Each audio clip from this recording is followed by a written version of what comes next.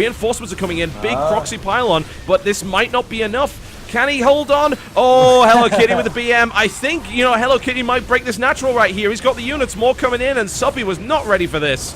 This is game over, John. Oh, the Stalkers are dancing. Only 24 drones remaining. Sentries do get surrounded, though. He wasn't paying attention to that, but still, he has more workers. He's up 20 supply. He's going to be able to warp in a lot of additional units, and Suppy knows what time it is. There it is. Wow, wow, wow. So quick out of the gate, and Suppy falls down to that big 2-base all-in play here from Hello Kitty. Mind games, man. It's all about the mind games. It's like, oh yeah, I just do macro builds in tournaments. Like, nope, no you don't, you lying bastard.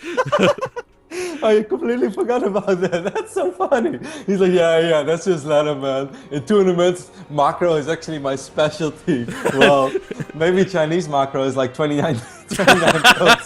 That's the standard Chinese macro meta. It's like, oh god, he built 29 probes. He is going super all in on his economy right now.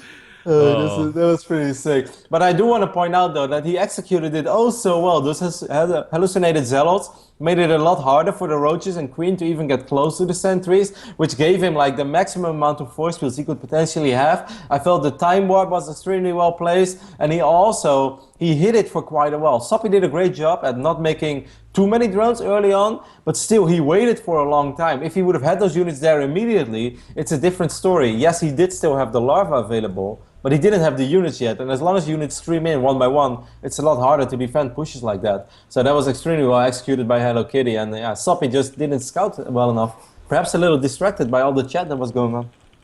It's all mind games, part of the strategy, man. He said he prepared it. He probably even prepared his chat BM in advance. Oh man, that's so funny. Macro games are my specialty. Those 5 gates of 29 5 gate 2-base all in. Suppy's in chat right now saying, how many probes did you cut? It's like, all of them. It's like, the only way that could have been any stronger is if he actually sent his probes with it. And interestingly enough, Hello Kitty in chat's actually said that's Maxed's build. He is a Chinese player that qualified for WCS Challenger. The Chinese brain trust is in play here against Suppy. Maxed and Jim are coming, man, and they are scary. They are. Jim is terrifying right now. He's rank 1 Korean Grandmaster. It's just terrifying. All right, we're going to take a quick break, folks, before Game 2. Thank you very much for watching. This is getting really wild. We're going to be right back with Game 2 very shortly.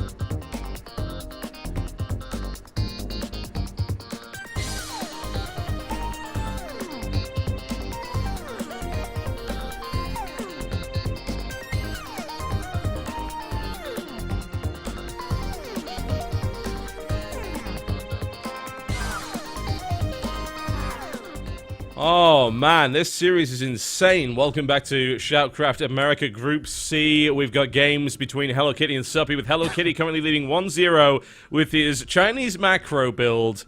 Hello Kitty's in the chat right now claiming he's got a new build for him. He's got another one, and he's begging him not to 6-pull him. No. Suppy's taking a quick bathroom break by the looks of it.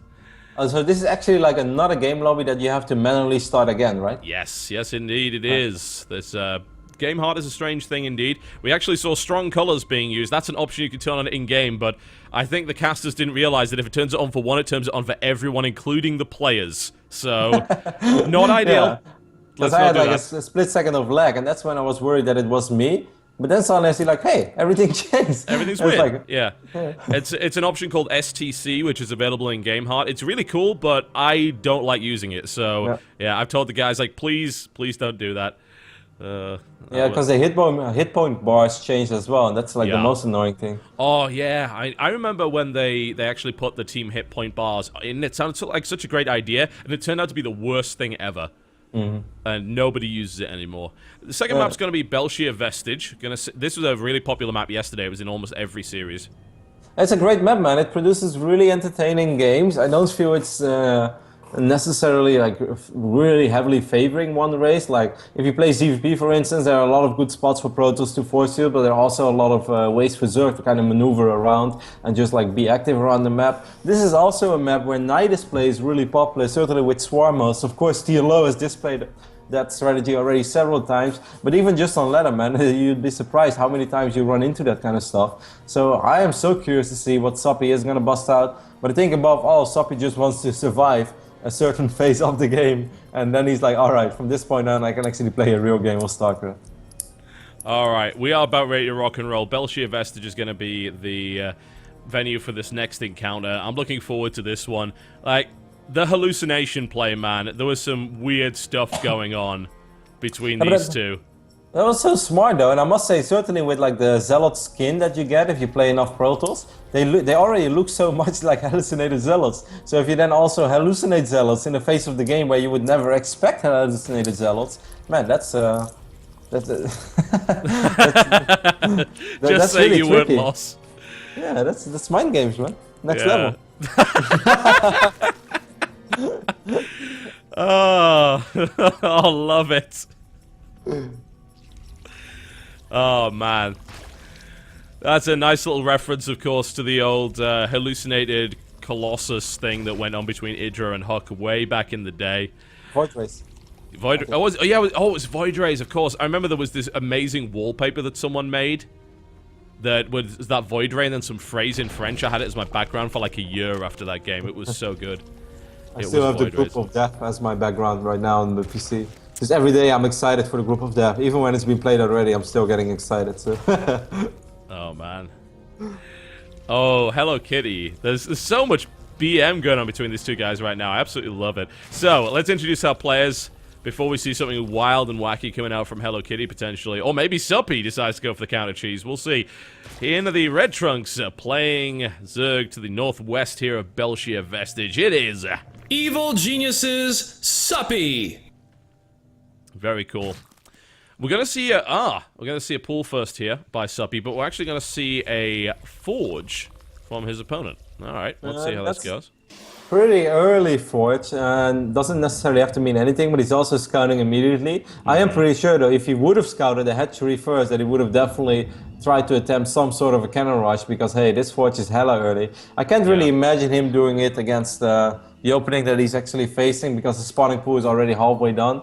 He is keeping the probe over there though, but I still don't think he really wants to commit to a cannon rush. It's just all a little too late, and you would be making life very tough on yourself. And we can see that right now. He's just dropping the Nexus at his home.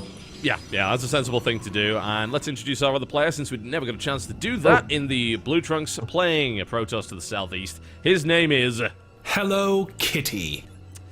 Well, looks like Hello Kitty's surprised not to see a hatchery first there. It looks like he was thinking about a cannon, but no, Suppy blind counters that, saying, you know what, I'm going to switch it up. Oop, almost lost our Argentinian caster there. We don't want that. So we can see that Hello Kitty had the same thought process as we did. He's like, yeah, that's an early forge. Hoped for a hedge first, but that wasn't the case. Soppy playing this safe, and against someone like Hello Kitty, that's probably a good thing to do. Because I think after the last game, we know that these macro builds, we shouldn't take that too serious.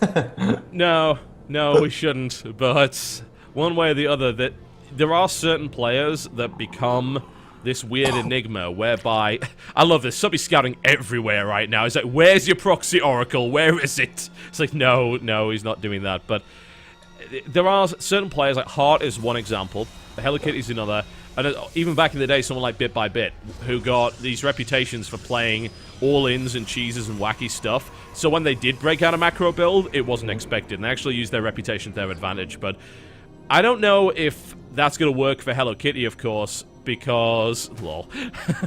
I love how he's talking allied chat, so he can't see it, but we can. That's hilarious. Suppy commentating on the game that he's playing. Lol, that's so funny. I've never actually seen that. That's so cool. I must say, that was an extremely quick third hatchery, by the way. 4 minutes and 20 seconds. Sweet Jesus. It's been a while since I saw anything that quick.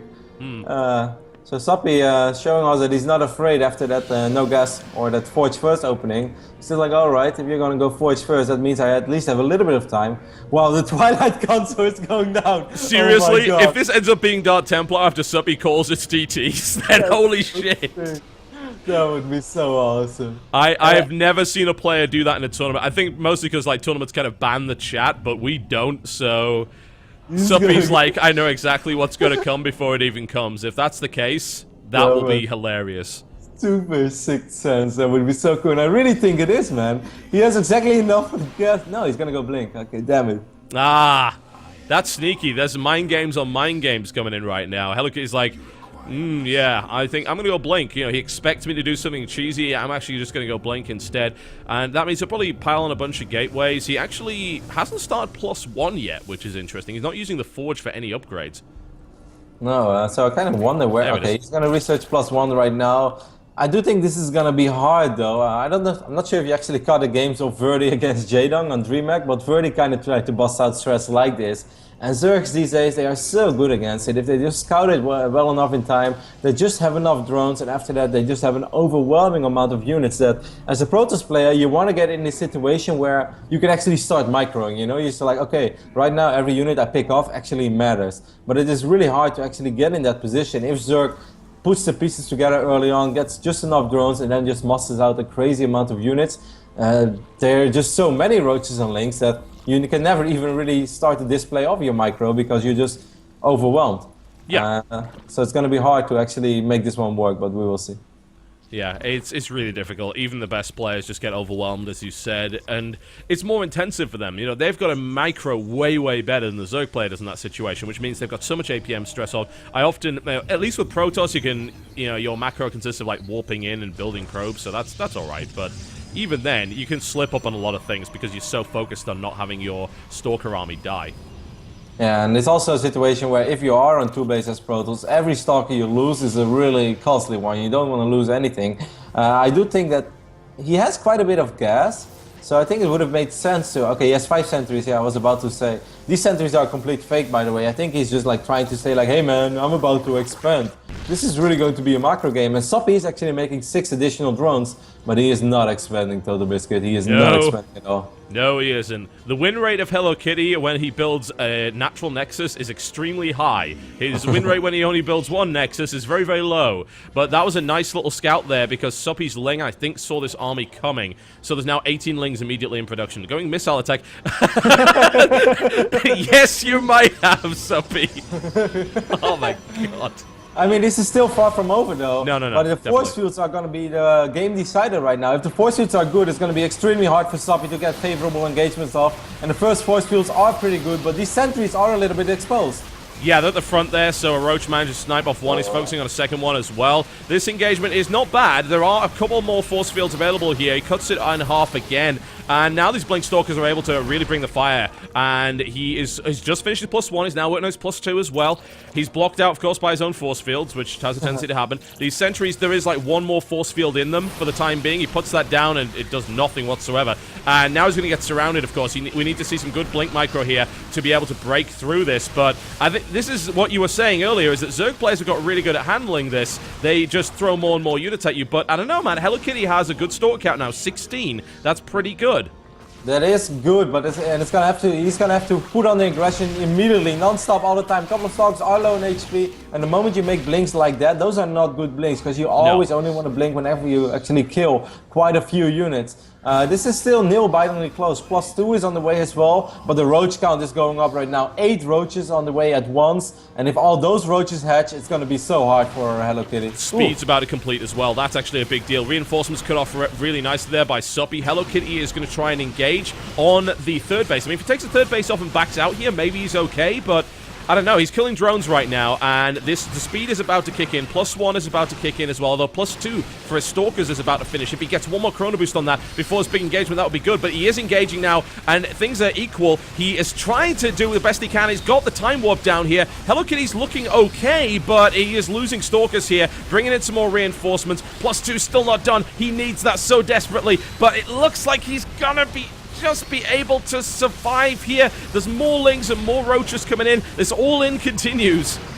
This actually looks really good for Hello Kitty right now. Sniping off those 5-6 roaches, which were on the way from the third to the natural, I feel was a game-deciding moment. If Suppy was able to get those roaches at the same time, he would have had an overwhelming amount of units. But losing those 4 or 5 roaches, which were a little bit misrallied, made Hello Kitty's life a lot easier. And right now we have way more Stalkers on the map than we have roaches or Lings. And that's never a good sign for a Zerg player. Oh, man. Hello Kitty. Hello Kitty. He does it. 2-0 against Suppy.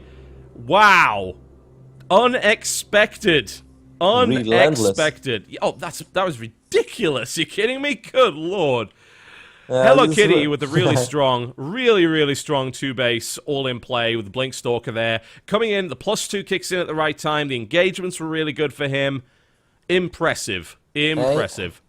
And on games like this, like all the small things are so extremely important. And this might seem like a minor thing, but at one moment Suppy was at like 54 drones. He was making a couple of roaches. Then he saw those 3-4 sentries picking up that overlord, and he made 6-7 more drones. Those were drones. If those drones were roaches, he has made way more roaches originally, and the first force fields already are completely different, and the entire game will play out so different, because Suppy would have way more time, way more larvae, and eventually way more units. But that just never happened, and those drones were eventually useless. And from the very first point, it was just like, it was never the amount of units he really needed.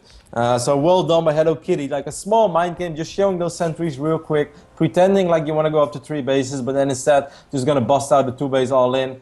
All those small things, they add up, and it was enough to surprise Suppy once more.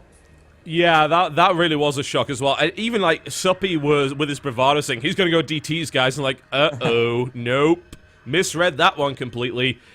Yeah, that's the weird thing about fighting guys like Hello Kitty. As I said before, you never really know what they're going to do, because they have a reputation, and then they break out something else. And as I said, that preparation time for Hello Kitty, Suppy's been preparing for round of 16, right? He is focused on WCS. Hello Kitty is already out. This is his tournament, his only tournament.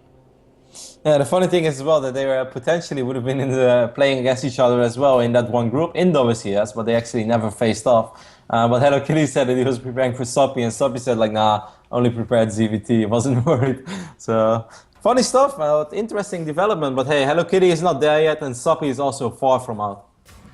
I would tend to agree with that, yeah. Hello Kitty is going to be going forward to face Kane. That's another Zerg player. That's a scary prospect. That's going to be super serious face, I think. We're going to be waiting for Kane to get into the game, but that was a really impressive result there from Hello Kitty. I don't think anyone really expected that to happen. Hello Kitty was considered by most to be the weakest player in the group, and they were incredibly wrong on that one. Everyone miscalled that. Suppy falls down the lower bracket. He'll be facing off against Masa. That's going to be a great game.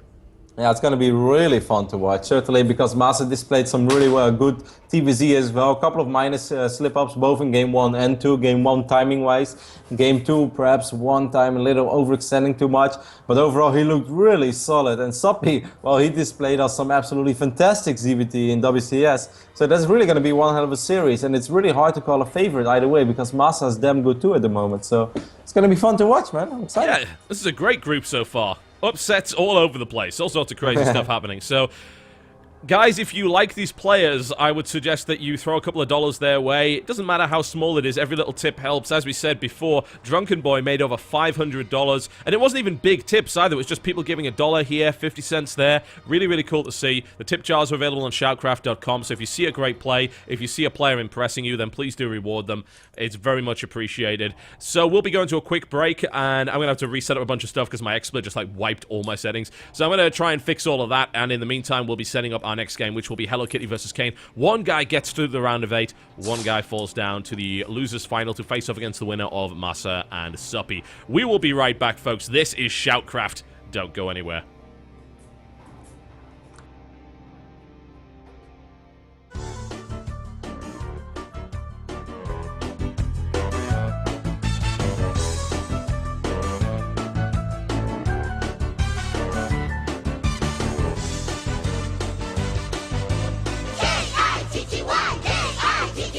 Everybody say hello kitty.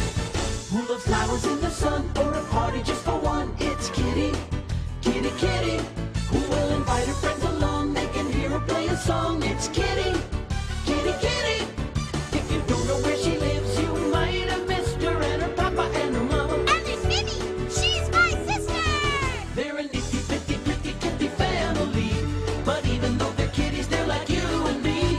Rainy days turn sunny, fun and wait and see. Always likes to play pretend or to make a brand new friend. It's Kitty, Kitty, Kitty. Looks for rainbows in the sky and the birds that fly so high. It's Kitty,